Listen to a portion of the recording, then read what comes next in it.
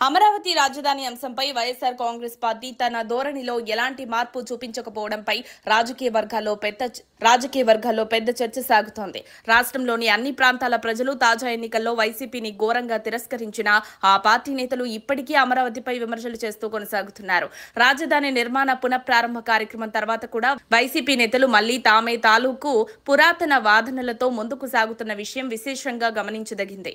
ఒక సామాజిక వర్గానికి అమరావతిని చెందిందిగా లేబుల్ వేయడమే కాకుండా దానిని అనగదొక్కే ఉద్దేశంతో జగన్మోహన్ రెడ్డి 3 రాజధానుల సిద్ధాంతాన్ని ప్రవేశపెట్టారు.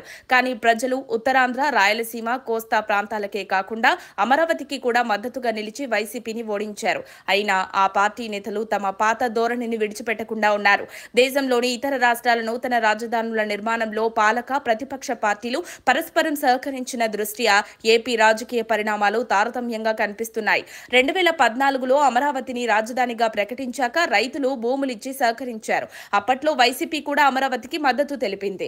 జగన్ నివాసం, పార్టీ కార్యాలయం కూడా అక్కడే ఉండటంతో ప్రజల్లో విశ్వాసం పెరిగింది.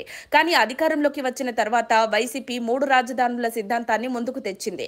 ఈ నిర్ణయం రైతుల నుండి తీవ్ర వ్యతిరేకతను రేపింది.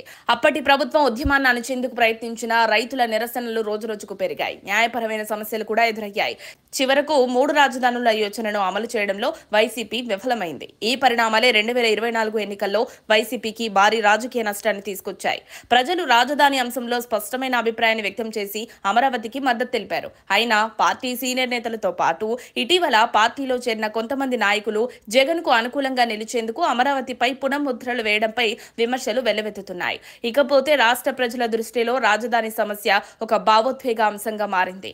వారు ఇంకెవరేం మాట్లాడినా పట్టించుకోని స్థితిలో ఉన్నారు. అయినా వైసీపీ నాయకులు చేస్తున్న వ్యాఖ్యలు, ప్రవర్తన పార్టీకి మరింత నష్టం తలపెడుతుందని విశ్లేషకుల అభిప్రాయం. మొత్తానికి ప్రధానంగా ఎదురుదెబ్బ తిన్నా, ప్రజాభిప్రాయాన్ని ఎదుర్కొన్న వైసీపీ ఇంకా తన అమరావతి మీద గత వైఖరిని మార్చుకోలేకపోతుండడం అనేక ప్రశ్నలకు దారితీస్తోంది.